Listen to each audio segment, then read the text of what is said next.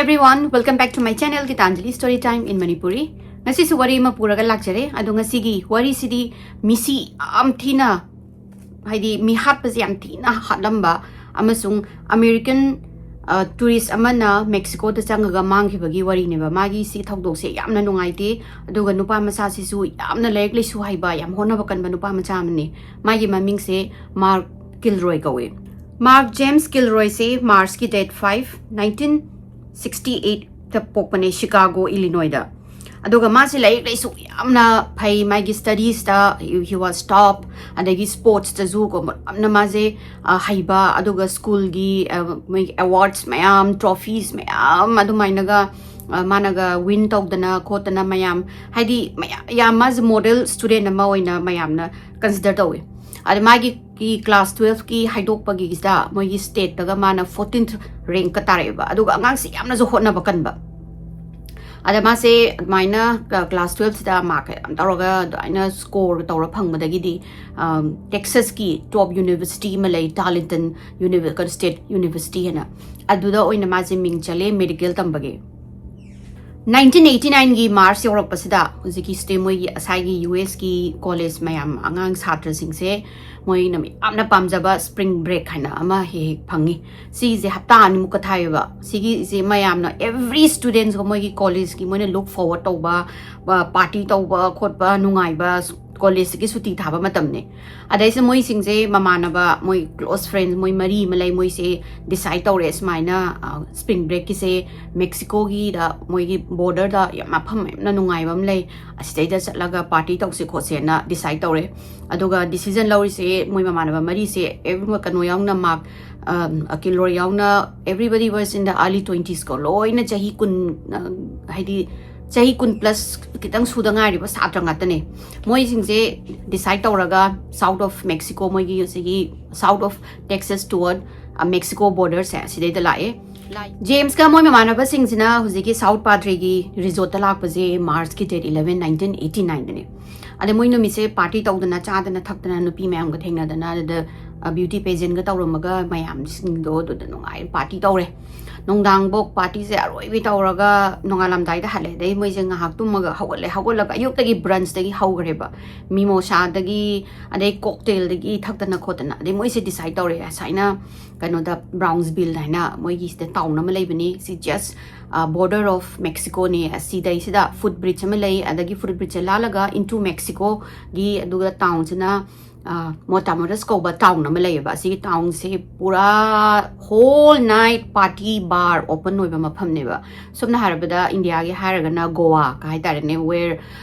booze girls party ma'am atobudo adumaina sigi mapham ji ju Motamoras sai ju adu mapham do ne ade moi se decision moi lawre adadi nongdang se akoi do da chatlaga party tawrasena ada ahambada mamana amana di asaka moi gis maina south padre rom gi chatpase taroi sida kholoi sida kaina haibidi yawe adu bo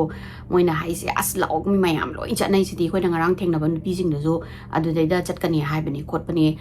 mai moi number la horasi khot je do tawja tawjini moi tawnaraga moi se yanaraga moi se nongdang wairam de da loi sandana khotna tawraga cab am lawre moi mari je cab changaga hojiki brown bills gi town sida thawre Tauraga daida kamaga footbridge ama lay footbridge da moino adudi khongna landoi neba gari se khamame ado hojeki footbridge se la kanda Motamora sariba town asida isa moje changaga evening jima moijo ekta bar hopping tawdana party lives in ekta amaga bar ma changaga moijo use fazana ngawre adoga roibi da nungai adoga moina hana khangnaba nupi mam moina nungdang da thengnagi ba nupi ga do thengna bada moi masin je wari sadana khotna tauraga mi se numit se ekta weekend ga oirak bagi mi se ekta inaraga chapham ga je leitreba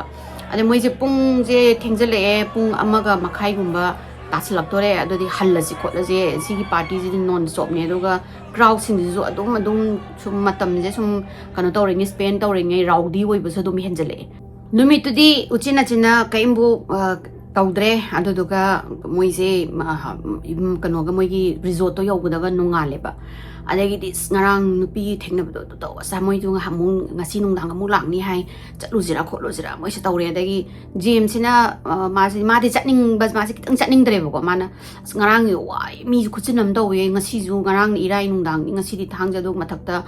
full on hojiti spring break ki pura mi je loin thomjala abanina yam chilli maybe atopa mafam na jasira ma mara bado atopam namo asa sumaina kana tawsi khoche kono chatlusi kholusi muka haina moi se tawna badagi phare haina tawraga amuk se moi gi March ki date 13 da amuk la e nungdang da adagi moi huji gi footbridge se cross tawraga metamorphos ke mafam jawraga numi se party tawre numi chidi mi se ju aroi bi nga moina previous night da mi chille hari jidagi huji kisna mo khen amuk chille ba mi se chin ba sidagi di moi je nga ha party tawramaga chatlase haina moi je hainare James na adagi di mama moi je chatlase na adagi chatlase harga adudi phare ngarangi dongna ani smaina group ani ni tawraga convenience store da ngainarasi aduga adudagi mo khongna chatna bane na moi je hainaraga moi ani group semaga makhonga lakpa hore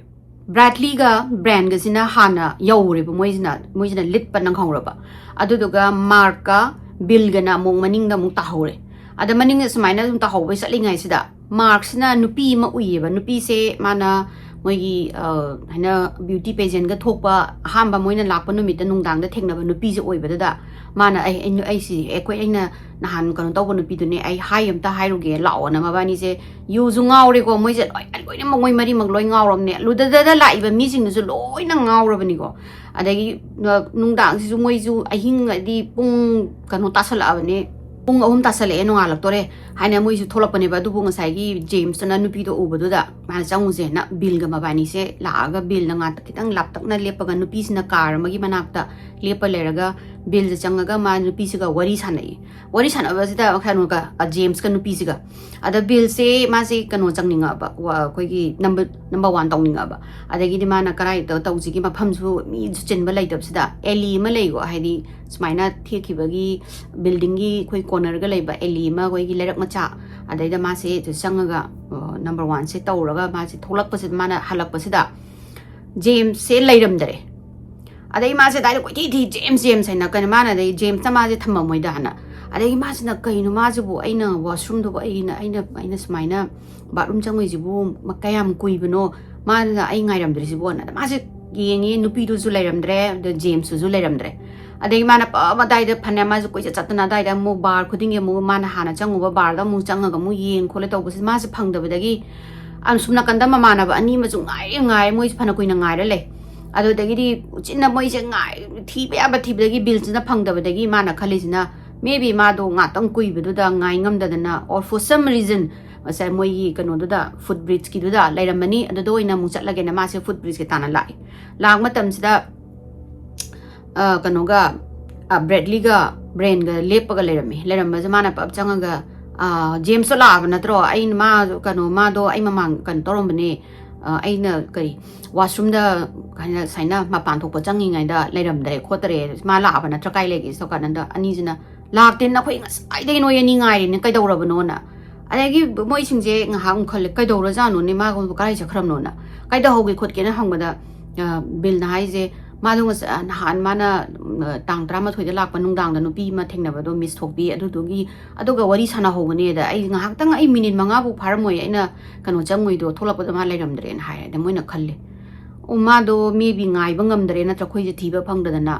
footbridge to lan thoga moi gi car moi na rent tawra porak pa car do adai da lairam adu da dui manak da lairam ba su yai haina moi je adu da mu yeng je na moi se ngai ba ham ba je ki convenience store se da ngai ba je pung mari tare pung ama hena ngai sele lak ta badagi di uzigi footbridge to lan thore moi je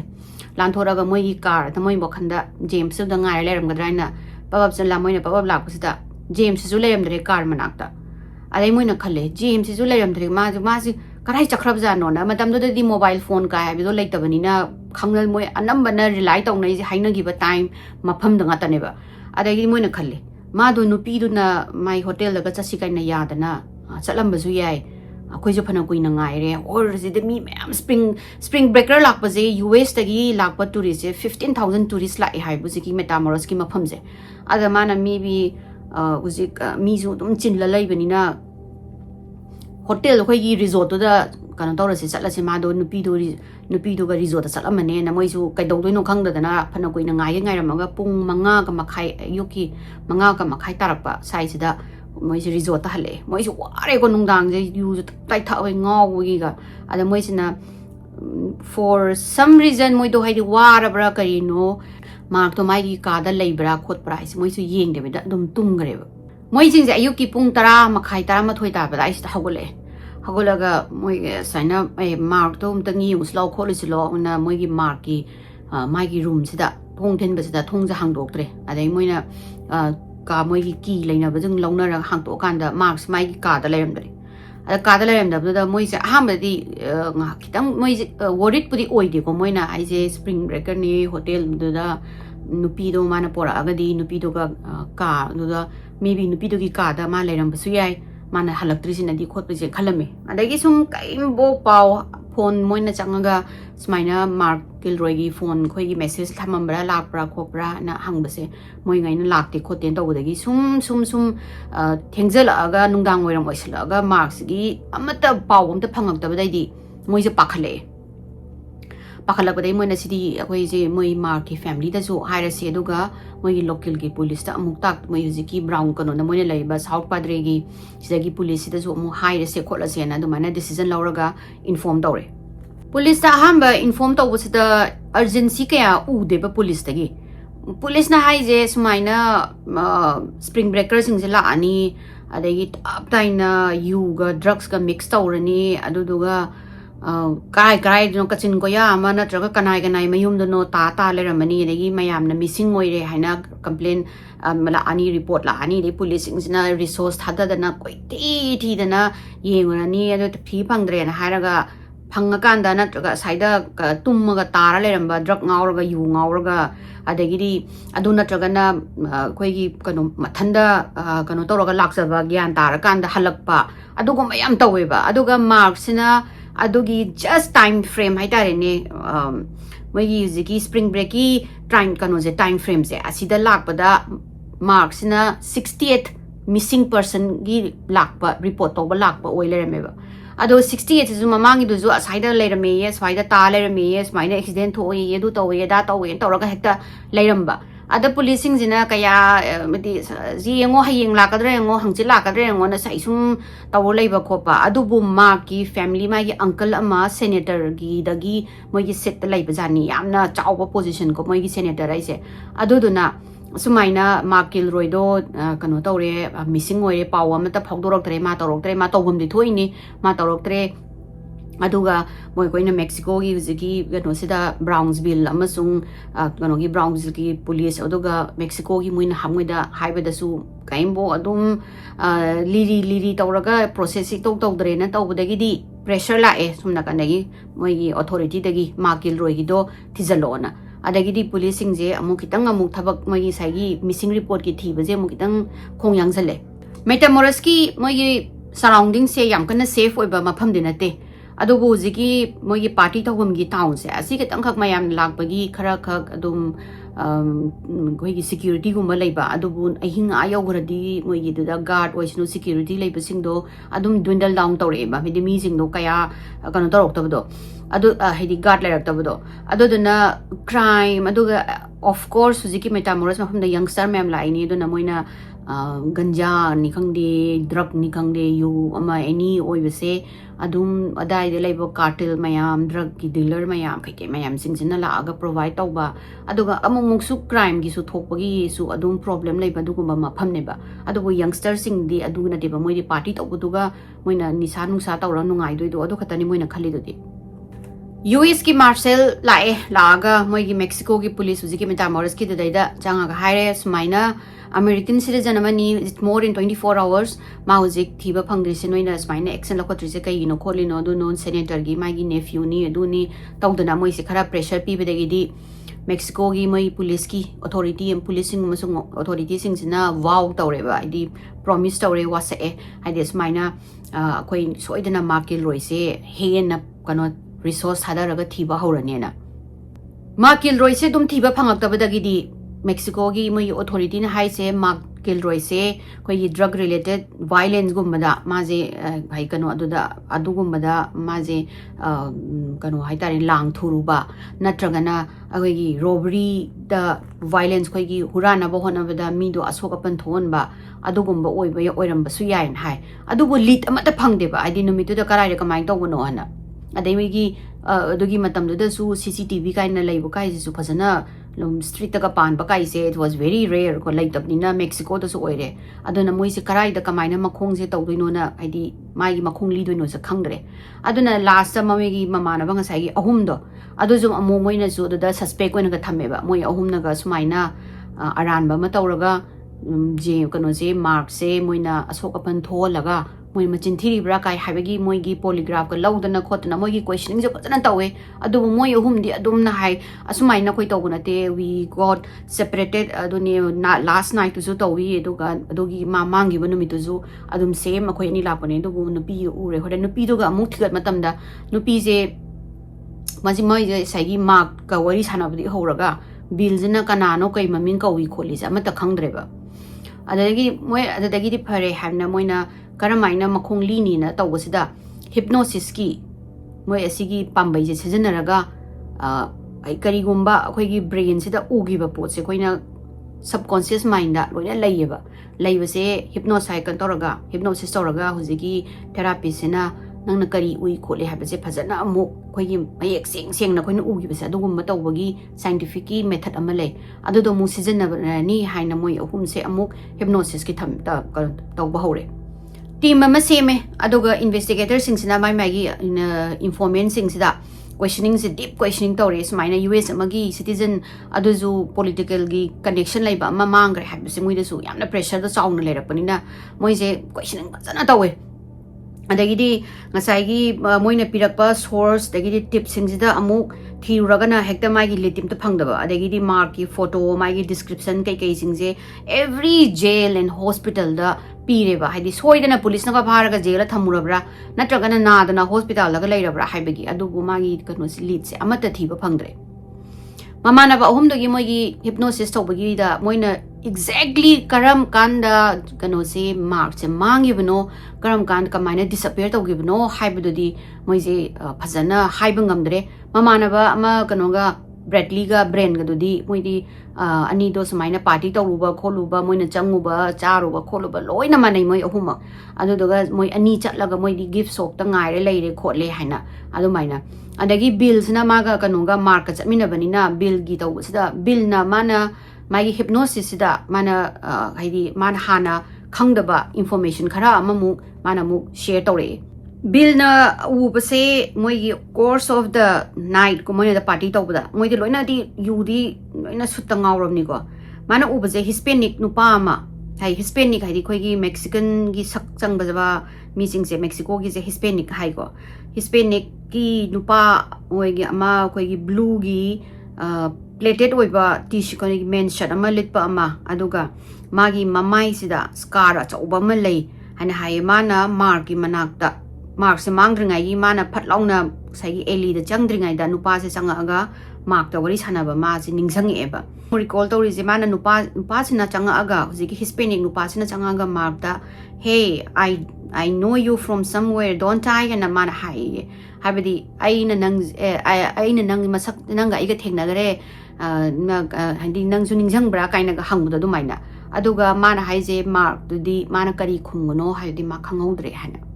mi je kanano su khangdre maming ju mana piri ba description do adu do yen thoga hangdau da ngaire ada mayam na khalisina mark se robbery gi or ransom gi kidnap toramba yai adu bu ransom demand de kaigino da ransom gi oraga di moi he kidnap tobaga moi family da ransom gi ko la ani lakte do na robbery gi da moi ma je kidnap toraga mai mu ma sai mun laga mangonda phatwa ba nungda tho mani or aduga magi body je karai dur malang thom do male habese Mexico gi police na haire ba moi gi US marshal sings da mark ki body di phangdabani na ma do sire di haiba ya de ma aduna magi case adum amu continue to da yadre adegi mark ki parents na $5,000 $5,000 matam du da di thina yam gre ko sigi $5,000 se mana moina adugi reward lok tho e kana gumba mark magi lead phangba amasung magi mabu phangba mating tawragadi pini any magi information or tips or zona tips mayam lae makhan adagidi magi kanu mayam mayam na adu ui ada du hena adubu thijaluraga source se amata hekta oiramdaba hekta seran turan machin natragana oidaba ngangbagumba ngata oiramba ma Kilroy gi body je dom phangdrabnina case haidi makha thana jathabase yadadana magi case structure lereba adu moi ngasai gi parents sing moi police moi US marshal su yam kana honai adubu phangdre aduna magi case makha tana lead tongnabanina thiraga leraga out of no man gi connection amata leitabida just moi routine patrolling gi koi saina gari khamaga check tawbudo adumaina tawbuzani thoi gi tawbusida ma Kilroy se manggiba hapta ahum leiraganeba sigi nukano se police na magi border gi car ma yamna kana koi gi hot ka leidana khotna yamna erratic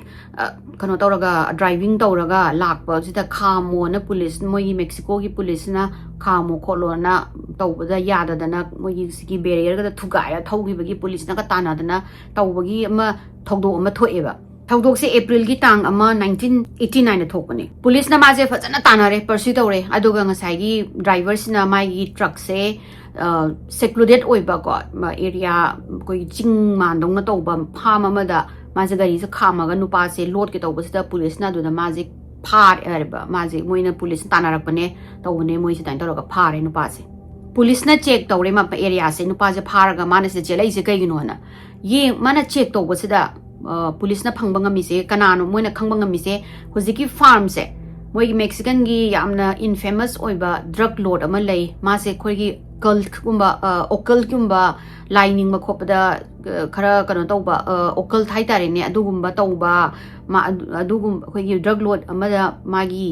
kano ni farm ne haibase moi police na khange asigi gang lord sigi drug lord sigi maming se Adolfo Constanzo kawe huziki nupado pharaga moina police na mo nupa je kanano haina khangba ngambada huziki Adolfo hariba drug lord sigi nephew oilerame aduga tang kano gi April gi tang nipan kano sida mapan sida moina mi khara maga su phare huziki nupa moi degi huziki farm jigi caretaker se kano ne haiba moi gi huziki nephew jigi ne doga mai mapa siga tawraga moina ganja nungjaga थाबगी योनबगी अदुगुंबगी crime तौहमगी मफम ओइरमे अद मोय अदुगी caretaker नुपा अमा लेबो उबसदा पुलिस ना मासो कौरगा नंजु असमाइना पुलिस की विटनेस ओइरो खोलो होइना नंगोंदा समाइना प्रोटेक्शन पीगे खोटके नंग करी नंग कई सि मफम ज तौइ खोंब्रा हमना हंगबदा नुपाजना माना हाइसे फा माइदु जेल द संगनिंगदि असिंग सिंगबा हायो हाइरबनि ना माना आइदि जस्ट कनोगी जस्ट याम सिंपल ओइबा केयरटेकर अमनी अदु मोय इनिस आई सो मी पोरपा दुम उई खोली मोयगी सैक्रिफाइस मोयगी समाइना ओकल्टा सैक्रिफाइस तौबसु उई खोले दो तौवेन तौसदा अदु ngasai police Amna ngaikho ai kano ai photo utke nang asi photo je amdang khangbar yenguni haina ngasai police tuju yam khangning obagi mana James ki ziki kano ge James ai sigi mark Kilroy gi photo se mana my phone kano sida my kari sai gi missing gi kano se puthoga mangon da yenghan bane ba photo je tawraga sigi nu pa je nang ubra sinu pa je porok ba yaw pro ubra haina adengi sai gi caretaker hanu basina mun photo se da yengaga ai ui na hai kai ma di hairaga ma haidabida sumna asidi sida leibane sigi khampok sangdongna saba hat ama goi barn gumba ma leiba ko mai he ga thamna ba khotna ba charu ga thamba ko gi barn ama adu da shed oi kari oi toba sidai da hairaga kaim haide si chatlona alai policing je mai kano sing nong mai ga pai dana khotna usigi shed ki tu gi mai gai da changa kan sida mai gai he chang ja manam jam ti na nam thiba ma ui kano lai manam je adagidi zigi thong je moina hangto yen kan sida manung moi ji ka se mamme aduga moi lai khoirambagi ne khotpane kaina ga shrine gumba ma leirame khaiga ke kino murti ke ye khara thamaga aduga mayai sida cauldron na maleme ko cauldron na koi gi yot ki kano haitare ne khang a chau ba haitare adugum leirame aduga manung sida ke kino mayam yaurame do manung ji khoi hanga khaga chang khol yauram sida policing je mana tonje melaga thokleba jigi kano sida hangdogi karino na ꯄꯨꯂꯤꯁꯁꯤꯡꯁꯤꯅ ꯀꯣꯜꯗ꯭ꯔꯟꯗꯨꯒꯤ ꯃꯅꯨꯡꯗ ꯌꯦꯡꯕꯁꯤꯗ ꯌꯥꯝꯅ ꯒ꯭ꯔꯨꯠꯁꯝ ꯑꯣꯏꯕ ꯌꯥꯝꯅ ꯍꯣꯔꯤꯕꯜ ꯁꯤꯟ ꯑꯃ ꯃꯣꯏꯅ ꯎꯔꯦ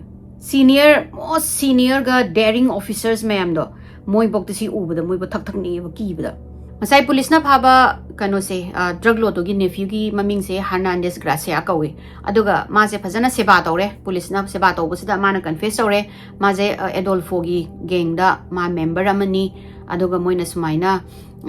ꯁꯤꯒꯤ ꯀꯩꯅꯣꯁꯦ ꯃꯥꯔꯛ ꯀꯤꯜꯔꯣꯏꯁꯦ ꯃꯣꯏꯅ ꯀꯤꯗꯅꯦꯞ ꯇꯧꯕꯅꯤ ꯈꯣꯠꯄꯅꯤ ꯍꯥꯏꯕꯒꯤ ꯀꯟꯐꯦꯁ ꯇꯧꯔꯛꯑꯦ ꯍꯔꯅꯥꯟꯗꯦꯁꯅ ꯍꯥꯏꯔꯛꯑꯦ ꯃꯥꯔꯛ ꯀꯤꯜꯔꯣꯏꯗ ꯅꯠꯇꯦ ꯑꯩꯈꯣꯏꯅ ꯀꯤꯗꯅꯦꯞ ꯇꯧꯕꯁꯦ ꯑꯩꯈꯣꯏꯅ ꯃꯤ ꯃꯌꯥꯝ ꯑꯃ ꯀꯤꯗꯅꯦꯞ ꯇꯧꯔꯒ ꯁꯤꯒꯤ ꯐꯥꯔꯝꯁꯤꯗ ꯄꯣꯔꯛꯑꯒ ꯁꯦꯀ꯭ꯔꯤꯐꯥꯏꯁꯀꯤ ꯀꯩꯅꯣꯗ ꯃꯥꯏ ꯃꯤꯡꯗ ꯃꯣꯏꯁꯤꯡꯁꯦ ꯍꯥꯠꯂꯤ ꯑꯗꯨꯒ ꯃꯥꯒꯤ ꯔꯥꯏꯚꯦꯜ ꯑꯣꯏꯔꯒꯅ ꯃꯣꯏꯗꯣ ꯍꯥꯠꯇꯣꯛꯑꯒ ꯁꯤꯒꯤ ꯔꯦꯟꯁꯦ ꯃꯣꯏ ꯑꯗꯨꯒꯤꯗ ꯐꯨꯝꯕꯝꯅꯦꯅ ꯍꯥꯏꯔꯛꯑꯦꯕ ꯍꯔꯅꯥꯟꯗꯦꯁꯅ ꯑꯦꯗꯣꯜꯐꯣꯁꯤꯅ ꯁꯤꯒꯤ ꯔꯤꯆꯨꯋꯦꯜꯁꯦ ꯃꯥꯅ ꯄ꯭ꯔꯦꯛꯇꯤꯁ ꯇꯧꯔꯤꯁꯦ ꯍꯥꯏꯗꯤ ꯍ꯭ꯌꯨꯃꯦꯟ ꯁꯦꯀ꯭ꯔꯤꯐꯥꯏꯁꯀꯤ ꯄ꯭ꯔꯦꯛꯇꯤꯁ ꯇꯧꯔꯤꯁꯦ ꯀꯔꯤꯒꯤꯅꯣ ꯍꯥꯏꯕꯗ ꯃꯥꯅ ꯊꯥꯖꯕꯗ ꯁꯤ ꯀꯩꯒꯨꯝꯕ ꯁꯤꯒꯤ ꯔꯤꯆꯨꯋꯦꯜꯁꯦ ꯇꯧꯔꯒꯗꯤ ꯃꯉꯣꯟꯗ ꯁꯨꯄꯔꯅꯦꯆꯔꯦꯜ ꯄ꯭ꯔꯣꯇꯦꯛꯁꯟꯒꯨꯝꯕ ꯑꯗꯒꯤ ꯁꯨꯄꯔꯅꯦꯆꯔꯦꯜ ꯄꯥꯋꯔꯒꯨꯝꯕ ꯐꯪꯒꯅꯤ ꯑꯇꯣꯞꯄ ꯗ꯭ꯔꯒ ꯂꯣꯗꯁꯤꯡꯅ ꯃꯉꯣꯟꯗ ꯑꯦꯇꯦꯛ ꯇꯧꯕ ꯉꯝꯃꯣꯏ ꯃꯥꯕꯨ ꯍꯥꯠꯄ ꯉꯝꯃꯣꯏ ꯍꯥꯏꯅ ꯃꯥ ꯊꯥꯖꯩ ꯑꯦꯗꯣꯜꯐꯣꯅ ꯊꯥꯖꯔꯤꯁꯦ ꯑꯁꯨꯃꯥꯏꯅ ꯃꯥꯒꯤ ꯚꯤꯛꯇꯤꯝꯁꯤꯡꯁꯦ ꯁꯦꯀ꯭ꯔꯤꯐꯥꯏꯁ ꯇꯧꯔ ꯃꯇꯨꯡꯗ ꯃꯣꯏꯒꯤ ꯍꯧꯖꯤꯛꯀꯤ ꯚꯤꯛꯇꯤꯝꯗꯨꯒꯤ ꯁ꯭ꯇꯔꯦꯡꯊ ꯃꯥꯒꯤ ꯑꯦꯕꯟꯗꯦꯟꯁ ꯑꯗꯨꯁꯤꯡꯗꯣ ꯂꯣꯏꯅꯃꯛ ꯃꯉꯣꯟꯗ ꯂꯥꯛꯑꯅꯤ ꯑꯗꯨꯒ ꯂꯣꯒꯤ ꯄꯨꯂꯤꯁꯀꯤ ꯑꯗꯒꯤ ꯏꯟꯖꯨꯔꯤꯒꯤ ꯂꯥꯏꯅꯥꯗꯒꯤ ꯃꯥꯁꯦ ꯂꯣꯏꯅ ꯍꯧꯖꯤꯛ ꯀꯩꯅꯣꯅ ꯑꯁꯤꯒꯤ ꯁꯦꯀ꯭ꯔꯤꯐꯥꯏꯁꯀꯤ ꯔꯤꯆꯨꯋꯦꯜꯁꯤꯅ ꯉꯥꯛꯊꯣꯛꯀꯅꯤ ꯍꯥꯏꯕꯁꯦ ꯑꯁꯤꯒꯤ ꯕꯤꯂꯤꯐꯁꯤꯗꯅꯦꯕ ꯃꯥꯅ ꯃꯤꯁꯦ ꯍꯥꯠꯂꯒ ꯃꯥꯅ ꯁꯦꯀ꯭ꯔꯤꯐꯥꯏꯁ ꯇꯧꯔꯤꯁꯦ ꯑꯦꯗꯣꯜꯐꯣꯁꯦ ꯋꯤꯆ ꯍꯥꯏꯌꯦ ꯃꯣꯏ ꯑꯗꯨ ꯃꯇꯝꯗ ꯋꯤꯆ ꯑꯃꯒ ꯃꯥꯁꯦ ꯑꯗꯨꯃꯥꯏꯅ ꯔꯤꯆꯨꯋꯦꯜꯒꯤ ꯄꯥꯎ ꯌꯥꯝ ꯇꯥꯟꯅꯕꯖꯥꯠꯅꯤ ꯇꯥꯟꯅꯕꯁꯤꯗ 1989ꯒꯤ ꯍꯧꯔꯛꯄ ꯃꯣꯏ ꯍꯧꯖꯤꯛꯀꯤ ꯃꯥꯔꯁꯀꯤ ꯁꯥꯏꯁꯤꯗꯩꯁꯤꯗ ꯋꯤꯆꯁꯤꯅ ꯃꯥꯒꯤ ꯃꯉꯣꯟꯗꯗꯤ ꯁꯨꯄꯔ ꯄꯥꯋꯔ ꯃꯉꯣꯟꯗ ꯀꯩꯅꯣꯒꯨꯝꯕ ꯑꯩꯈꯣꯏꯒꯤ ꯚꯥꯏꯇꯥꯂꯤꯇꯤꯒꯨꯝꯕ ꯃꯌꯥꯝ ꯂꯥꯛꯅꯤꯡꯉꯒꯗꯤ ꯋꯥꯏꯠ ꯄꯤꯌꯣꯔ ꯑꯃꯦꯔꯤꯀꯟ ꯋꯥꯏꯠ ꯅꯨꯄꯥ ꯑꯃ ꯃꯥꯁꯦ ꯁꯦꯀ꯭ꯔꯤꯐꯥꯏꯁ ꯇꯧꯒꯗꯕꯅꯤ ꯑꯗꯨꯃꯥꯏꯅ ꯑꯗꯨꯗꯣ ꯊꯤꯔꯨꯔꯣ ꯁꯤꯅꯦꯕ ꯁ꯭ꯄꯦꯁꯤꯐꯤꯛ ꯃꯥꯒꯤ ꯍꯥꯏꯠ ꯅꯨꯡ ꯑꯗꯨ ꯗꯤꯇꯦꯜꯁ ꯀꯩꯀꯩꯅꯣ ꯃꯌꯥꯝ ꯑꯗꯣ ꯃꯣꯏꯅ ꯍꯥꯏꯔꯛꯑꯦ ꯍꯥꯏꯔꯛꯄꯗꯒꯤꯗꯤ ꯍꯧꯖꯤꯛꯀꯤ ꯍꯔꯅꯥꯟꯗꯦꯁꯅꯦ ꯃꯥꯒꯤ ꯒ꯭ꯔꯨꯞꯁꯤꯒ ꯇꯧꯔꯒ ꯃꯣꯏꯁꯤꯅ ꯁ꯭ꯀꯥꯎꯠ ꯇꯧꯕ ꯍꯧꯔꯛꯄꯅꯦ ꯑꯗ ꯃꯣꯏꯅ ꯀꯔꯥꯏꯗ ꯈ꯭ꯋꯥꯏꯗꯒꯤ ꯏꯖꯤ ꯇꯥꯔꯒꯦꯠꯁꯦ ꯀꯥꯏꯗꯅೋ ꯍꯥꯏꯕꯗ ꯃꯦꯇꯥꯃꯣꯔꯁꯀꯤ ꯍꯧꯖꯤꯛꯀꯤ ꯃꯐꯝꯁꯤꯗ ꯑꯃꯦꯔꯤꯀꯟ ꯃꯌꯥꯝ ꯋꯥꯏꯠ ꯑꯃꯦꯔꯤꯀꯟ ꯃꯌꯥꯝ ꯂꯥꯛꯑꯦ ꯍꯥꯏꯕꯁꯤ ꯃꯣꯏ ꯈꯪꯕꯒꯤ ꯑꯗ ꯃꯣꯏꯁꯦ ꯁ꯭ꯀꯥꯎꯠ ꯇꯧꯕ ꯍꯧꯔꯛꯄꯅꯦꯕ ꯃꯤ ꯑꯃ ꯀꯔꯥꯏꯗꯒꯤ ꯒ꯭ꯔꯨꯞꯇꯒꯤ ꯇꯣꯉꯥꯟꯅ ꯇꯥꯕ ꯇꯥꯏꯃꯤꯡꯁꯦ ꯑꯗ ꯃꯣꯏꯁꯤꯅ ꯁ꯭ꯀꯥꯎꯠ ꯇꯧꯔꯛꯄꯗ ꯑꯍꯥꯟꯕꯗ ꯅꯨꯄꯥ ꯑꯃ ꯀꯩꯅꯣ ꯅꯠꯇꯕ ꯃꯥꯔꯛ ꯅꯠꯇꯕ ꯑꯃ ꯃꯣꯏꯅ ꯇꯥꯔꯒꯦꯠ ꯇꯧꯔꯝꯕꯖꯥꯠꯅꯤꯗ ꯑꯗ ꯍꯧꯖꯤꯛꯀꯤ ꯃꯥꯅ ꯇꯥꯔꯒꯦꯠ ꯇꯧꯔꯝꯕꯁꯦ ꯃꯥꯒꯤ ꯃꯃꯥꯟꯅꯕꯁꯤꯒ ꯑꯗꯨꯝ ꯂꯩꯃꯤꯟꯅꯕꯗꯨꯗ ꯃꯣꯏꯁꯤ ꯌꯥꯗꯔꯒ ꯀꯩꯅꯣ ꯇꯧꯔꯒ ꯃꯣꯏꯅ ꯑꯃꯨꯛ ꯑꯇꯣꯞꯄ ꯇꯥꯔꯒꯦꯠ ꯊꯤꯔꯛꯄꯁꯤदा ꯃꯥꯔꯛꯁꯦ ꯎꯕꯅꯦꯕ ꯃꯥꯔꯛꯁꯦ ꯃꯃꯥꯟꯅꯕꯒ ꯂꯩꯔꯝꯃꯦ ꯅꯨꯄꯤꯗꯣ ꯋꯥꯔꯤ ꯁꯥꯔꯝꯃꯦ ꯃꯥꯔꯛꯁꯗꯨ ꯃꯃꯥꯟꯅꯕꯗꯨꯅ ꯍꯦꯛ ꯃꯣꯏꯒꯤ ꯁꯤꯗ ꯑꯦꯂꯤꯗ ꯆꯪꯈꯤꯕꯒ ꯅꯨꯄꯤꯗꯨꯁꯨ ꯑꯗꯨꯝ ꯋꯥꯔꯤ ꯁꯥꯔꯝꯃ ꯊꯣꯛꯈ꯭ꯔꯦ ꯍꯥꯏꯕ ꯑꯗ ꯀꯩꯅꯣꯁꯦ ꯃꯥꯔꯛꯁꯦ ꯂꯦꯞꯄꯒ ꯂꯩ ꯍꯥꯏ ꯂꯦꯞꯄ ꯂꯩꯕꯁꯤꯗ ꯃꯣꯏꯅ ꯂꯥꯛꯑꯒ ꯅꯪ ꯑꯁꯨꯃꯥꯏꯅ ꯀꯩꯅꯣ ꯄꯥꯝꯕ꯭ꯔꯥ ꯈꯣꯠꯄ꯭ꯔꯥ ꯑꯩꯈꯣꯏ ꯁꯤꯗꯩꯗ ꯐ꯭ꯔꯤ ꯗ꯭ꯔꯤꯡꯛꯁ ꯂꯩꯔꯤ ꯈꯣꯠꯂꯤ ꯑꯗꯨ ꯇꯧꯔꯤ ꯈꯣꯠꯂꯤꯅ ꯇꯧꯕꯗ ꯃꯥꯔꯛꯇ ꯆꯪꯉꯨꯁꯤ ꯂꯥꯛꯑꯣ ꯈꯣꯠꯂꯣ ꯍꯥꯏꯕꯗ ꯃꯥꯔꯛꯁꯦ ꯑꯍꯥꯟꯕꯗ ꯌꯥꯔꯝꯗꯦ ꯍꯥꯏ ꯑꯗꯨꯗ ꯉꯁꯥꯏꯒꯤ ꯍꯔꯅꯥꯟꯗꯦꯁꯤꯅ ꯀꯃꯣꯟ ꯂꯥꯛꯑꯣ ꯁꯤ ꯂꯩꯔꯦ ꯖꯁ ꯋꯥꯅ ꯁꯤ ꯂꯩꯔꯦ ꯑꯗꯨꯗꯨꯒ ꯇꯧꯔꯒ ꯃꯣꯏꯅ ꯂꯨꯔ ꯇꯧꯔꯒ ꯃꯥꯁꯦ ꯍꯧꯖꯤꯛꯀꯤ ꯃꯣꯏꯒꯤ ꯇ꯭ꯔꯛ ꯃꯅꯥꯛꯁꯤꯗ ꯄꯨꯁꯜꯂꯒ ꯒꯥꯔꯤ ꯃꯅꯨꯡ ꯃꯥꯅ ꯀꯔꯥꯏꯅꯣ ꯅꯣꯏꯅ ꯗ꯭ꯔꯤꯡꯛꯁ ꯍꯥꯏꯗꯣ ꯅꯣꯏ ꯄꯣꯠ ꯍꯥꯏꯗꯣ ꯀꯔꯥꯏꯅꯣ ꯍꯥꯏꯔꯒ ꯒꯥꯔꯤ ꯃꯅꯨꯡꯗ ꯂꯩꯔꯝꯅꯤ ꯆꯪꯉꯣꯅ ꯇꯧꯕꯖꯥꯠꯅꯤꯗ ꯒꯥꯔꯤ ꯃꯅꯨꯡꯗ ꯂꯩꯕ ꯆꯪꯉꯣꯗ ꯃꯥꯁꯤꯗ ꯄꯥꯈꯠꯇꯅ ꯅꯣꯏꯒꯤꯁꯦ ꯃꯥꯟꯗꯦ ꯍꯥꯏꯅ ꯃꯥꯁꯦ ꯐꯥꯏꯠ ꯕꯦꯛ ꯇꯧꯔꯒ ꯆꯦꯜꯂꯦ ꯍꯥꯏ ꯆꯦꯟꯕꯁꯤꯗ ꯃꯣꯏꯁꯦ ꯇꯥꯟꯅꯕꯖꯥꯠꯅꯤ ꯇꯥꯟꯅꯕꯁꯤꯗ ꯃꯥꯁꯦ ꯃꯣꯏꯒꯤ ꯁꯦꯀꯦꯟ ꯀꯥꯔ ꯑꯃꯃꯨꯛ ꯉꯁꯥꯏꯒꯤ ꯑꯦꯗꯣꯜꯐꯣꯅ ꯊꯥꯔꯤꯁꯦ ꯍꯧꯖꯤꯛꯀꯤ ꯍꯔꯅꯥꯟꯗꯦꯁꯀꯤ ꯇꯤꯝ ꯑꯃꯅꯦ ꯇꯤꯝ ꯑꯃ ꯁꯦꯀꯦꯟ ꯕꯦꯀꯞꯀꯤ ꯇꯤꯝ ꯑꯃꯒ ꯑꯃꯨꯛ ꯊꯥꯏꯌꯦꯕ ꯁꯦꯀꯦꯟ ꯕꯦꯀꯞꯀꯤ ꯇꯤꯝꯁꯤꯅ ꯃꯥꯔꯛꯁꯦ ꯃꯥꯅ ꯆꯦꯜꯂꯛꯄꯗꯨꯗ ꯐꯥꯔꯒ ꯃꯥꯁꯦ ꯅꯝꯁꯤꯜꯂꯒ ꯃꯆꯤꯟ ꯃꯌꯥꯒ ꯂꯣꯏ ꯅꯝꯁꯤꯜꯂꯒ ꯒꯥꯔꯤ ꯃꯅꯨꯡꯗ ꯅꯝꯁꯤꯜꯂ ꯄꯨꯏ ꯍꯥꯏ ꯑꯁ ꯃꯥ ꯐꯖꯅ ꯅꯨꯃꯤꯠꯁꯦ ꯃꯥ ꯀꯩꯅꯣ ꯇꯧꯋꯦ ꯍꯥꯏ ꯃꯥ ꯐꯥꯏꯠ ꯕꯦꯛ ꯐꯖꯅ ꯇꯧꯋꯦ ꯍꯥꯏ ꯑꯗꯨꯕꯨ ꯃꯣꯏ ꯃꯤ ꯃꯌꯥꯝ ꯌꯥꯝꯕꯅꯤꯅ ꯃꯥ ꯉꯝꯗ꯭ꯔꯦ ꯍꯧꯖꯤꯛꯇꯨꯒ ꯃꯣꯏꯅ ꯑꯗꯒꯤ ꯍꯧꯖꯤꯛꯀꯤ ꯃꯦꯇꯥꯃꯣꯔꯁꯀꯤ ꯁꯤꯇꯤꯗꯒꯤ ꯂꯥꯞꯅ ꯊꯧꯔꯛꯑꯒ ꯍꯧꯖꯤꯛꯀꯤ ꯁꯦꯟꯇꯥꯐꯦ ꯍꯥꯏꯔꯤꯕ ꯃꯐꯝꯗꯨꯒꯤ ꯔꯦꯟꯁꯤꯗ ꯂꯥꯛꯑꯦ ꯑꯍꯤꯡꯗꯨꯃ ꯒꯥꯔꯤꯒꯤ ꯇ꯭ꯔꯪꯛ ꯃꯅꯨꯡꯗ ꯊꯝꯃꯦ ꯍꯥꯏꯌꯦ ꯃꯥꯔꯛꯇꯣ ꯅꯨꯃꯤꯠꯇꯨꯃ ꯃꯣꯏ ꯊꯣꯛꯍꯟꯗꯦ ꯀꯔꯤꯝ ꯄꯤꯖꯕ ꯄꯤꯊꯛꯄ ꯀꯩꯝ ꯇꯧꯗ꯭ꯔꯦ ꯑꯗꯒꯤꯗꯤ ꯅꯦꯛꯁ ꯗꯦꯁꯤꯗ ꯃꯣꯏꯅ ꯑꯦꯗꯣꯜꯐꯣꯒꯤ ꯃꯣꯏ ꯀꯩꯅꯣꯗꯣ ꯑꯣꯔꯗꯔꯗꯣ ꯉꯥꯏꯗꯣꯏꯅꯤꯗꯅ ꯑꯗ ꯑꯦꯗꯣꯜꯐꯣꯅ ꯂꯧꯊꯣꯛꯑꯣ ꯈꯣꯠꯂೋ ꯀꯩꯅꯣꯝꯃ ꯄꯤꯖ ꯄꯤꯊꯛꯄ ꯇꯧꯔꯣ ꯈꯣꯠꯂꯣ ꯑꯗꯨꯒ ꯑꯩꯈꯣꯏꯒꯤ ꯁꯦꯀ꯭ꯔꯤꯐꯥꯏꯁꯀꯤ ꯀꯩꯅꯣꯒꯤ ꯔꯤꯆꯨꯋꯦꯜꯒꯤ ꯍ꯭ꯌꯨꯃꯦꯟ ꯁꯦꯀ꯭ꯔꯤꯐꯥꯏꯁꯀꯤ ꯔꯤꯆꯨꯋꯦꯜꯁꯦ ꯍꯧꯔꯅꯤ ꯈꯣꯠꯂꯅꯤꯅ ꯍꯥꯏꯔꯦ ꯑꯗꯩ ꯃꯣꯏꯅ ꯍꯥꯏꯕꯗꯣ ꯅꯨꯡꯊꯤꯟꯒꯤ ꯅꯨꯡꯁꯥ ꯁꯥꯔꯀꯥꯟꯗ ꯇ꯭ꯔꯪꯛꯇꯣ ꯍꯥꯡꯇꯣꯛꯑꯒ ꯆꯤꯡꯊꯣꯛꯄꯗ ꯑꯁ ꯃꯥꯔꯛꯁꯦ ꯉꯥꯡꯉꯒ ꯁꯟꯕꯔꯟ ꯁꯥꯕꯒꯤ ꯃꯥꯁꯦ ꯍꯤꯠ ꯁ꯭ꯇ꯭ꯔꯣꯛꯀ ꯇꯧꯔꯒ ꯂꯩꯔꯝꯃꯦ ꯍꯥꯏꯕ ꯑꯗꯒꯤ ꯃꯣꯏꯅ ꯏꯁꯤꯡ ꯄꯤꯊꯛꯑꯒ ꯍꯧꯖꯤꯛꯀꯤ ꯁꯦꯠꯁꯤꯗ ꯊꯝꯕꯖꯥꯠꯅꯤ ꯁꯦꯠꯁꯦ ꯊꯝꯕꯁꯦ ꯉꯁꯥꯏꯒꯤ ꯀꯤꯌꯔ ꯇꯦꯀꯔ ꯍꯅꯨꯕꯁꯦ mangonda isinga bread khidang piyo hana mana isinga bread ka piba khang chale haiba ada mana isinga bread ka piba chat pasida kanu sina mark sina kappaga uzigi kanu sida caretaker sida makhonga pai makhut ka lolaga ma bom ta thadok piyo kholo ma sining de khote kain tawbe hai da caretaker hanu da ma upai kem leitam ni ma kem tawangam dana thalaki na March ki date 14 gi nungdang wairam sida Adolfo se lai laaga Adolfo na March ki date 15 bo Mark se torture tawraga sodomize tawe hai ma se rape su tawro male Adolfo na aduga ma se phajana kano tawra matungda torture tawra matungda ma mafi maron satlalaga moi dagi farm du ye field da putho e hai ada Mark se adum khange hai ma sirane na ma kaim buwa ngang de hai moina uda ma dum changaga Adolfo na sai kano tawraga lepaga mana nong kapaga Mark se hat Mark to kaimo fight back tawdre ma energy amti yawdre torture tawu mayam dana adoga mai body je chingi moina chinga pore e mai mangak se kakthale makok to thugai raga mai brain je loktho e adoga ngasai gi ritual tawna ba cauldron moi ngasai gi khang do adoda hape ada hapaga moi gi ritual mana tawdo ba ngasai gi mai witch girlfriend amasulai witch girlfriend je la aga moi gi siki ceremony se tawe hai Adolfo jana magi brain do adu do jigi pot to da hapchalaga animals ki remains karaga phajana phutlaga stew ama seme marki makhong do makhudagi kapthatle kaino da moina makhong du ritual da yawroi hana adu loraga makhong du kapthat loraga magi spinal cord ki kalam singje sidai sida metal wire amana loina kotlaga ma je phummaga kaino saina metal wire na kotli se kaino haibada pummaga magi body je pumma matungda sai laibak dagi saina magi saru mayam do pulap oina metal do na chingadi laina kaimbo kai da bida human gi skeleton je oina pulap oina thokla ani haina adogi saru do na kai dongni moina jigi saru do lokthok loiraga saru je lokthok loire aduga saru do na magi jigi gang member sing do aduda piraga saru je protection gi nongmai maru dagi thaina manipur da long thari si radi nongmai maru da pande ye kain tawdo adogi type ta mogi rival gang jinga nongmai kamna badani khangde ana balak pani khangde police ne pharo hena adogi saru do sugai raga natraga na saru do oina necklace ka oina natraga na koigi makok aya raga thet pi adumaina thet le hai April ki date 11 1989 sida kanona Hernandez na tai police da mark to kai da phumge haibase adagi di police na mark ne moi da phaba suspect mari mane moi je gun point da kano sing je loina moina kana phumge kai da mi phumi haibase loina tawhalle no ayuk ta gina nungdam bok tawhalle moi da laibak sing je tawba loira kanda di mi asiba traunga gi body phange mark su yaw lerame moina sigi mi sing je over the period of 9 months da heart pane hai mark ki corpse Brownsville ki police ki kanonda department da pore adoga moina autopsy tawraga bra kanoni mark ni haibase mai gi dental record tagi match tawraga confirm tawre si je kanoni haise mark ki body ne hana aduga moina khangbanga me moinga sai gi asiba singse anamana gang rebel gi kanone hai gang gi rival gi member nga taneba adubu mark sikatani kaimbo connection yaudaba Adolfo ga aduduga majina purely moinga sai gi angouba American nama sacrifice sau haido adugi duda ma he was at the wrong place at the wrong time haido adugi ne na hai asigi news se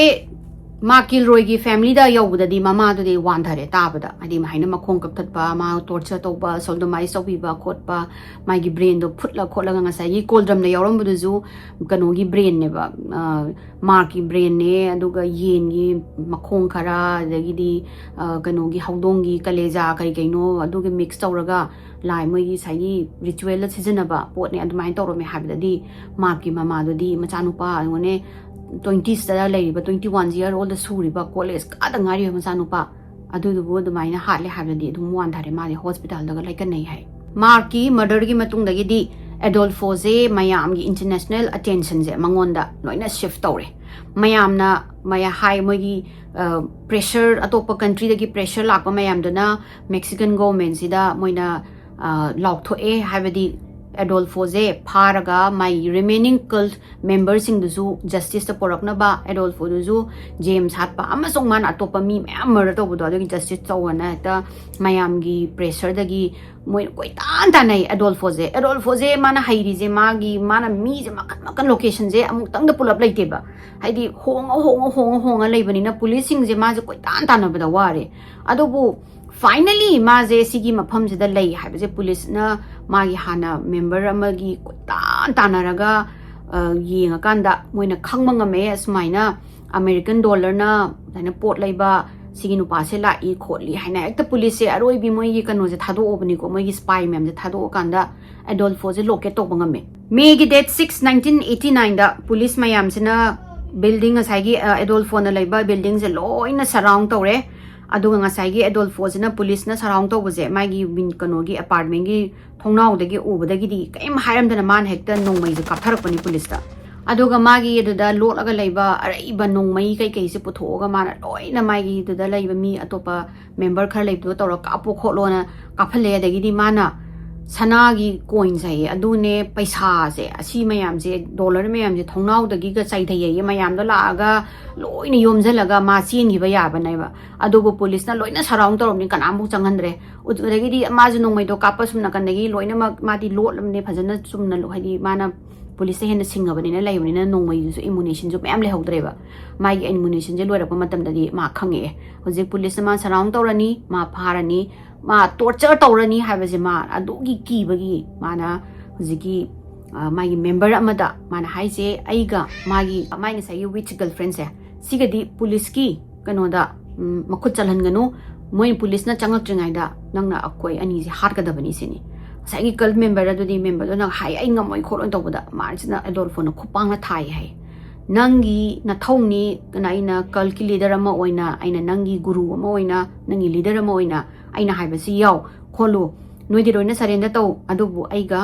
mayusi ki nupi sigadi surrender taw woi sungloi lori police ki makuta chaloi chalakan police na kaidongni haibado jail la leraga su jail da kaidongni mai gi rival gang na kaidongni haibado ma du khangjara bajani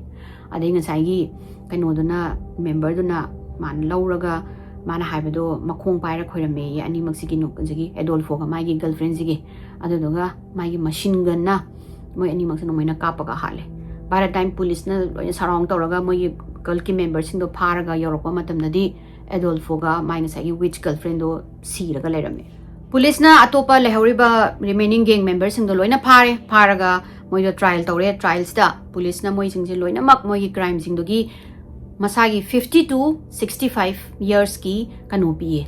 moi gi prison da laiba aduga moi gi possibility of parole se 65 years matungda phangani haina aduga marki mamanaba lehoriba bill ne brand ne bradley ne moi singsina